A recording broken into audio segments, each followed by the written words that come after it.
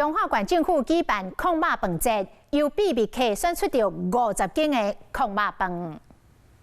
陆家香港讲的控肉、三肉顶搁有金金的油花，配现煎的卵，看起来真好食款。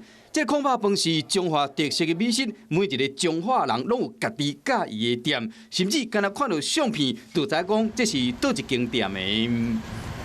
这个阿大，英雄，哈，英豪 A 个 A 个，伊即块肉的形状大概就是它的半月形的吼，就是讲肥的瘦的，差不多一半一半，用肥的款。永福，伊加根丸仔大概是安尼。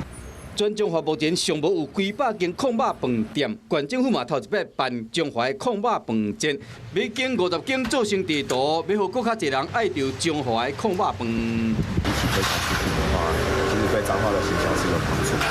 他刚好是在附近的话，要找到他想吃的控肉店家，应该会比较方便。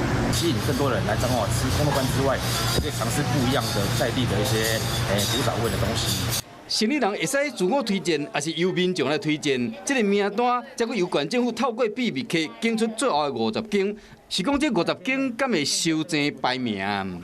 彰化找不到难吃的矿肉饭，所以我们不会在美食地图上面去注记名字。这摆是以有固定店面为主，若是无店面的，可能会变成控肉饭地图的稳重版。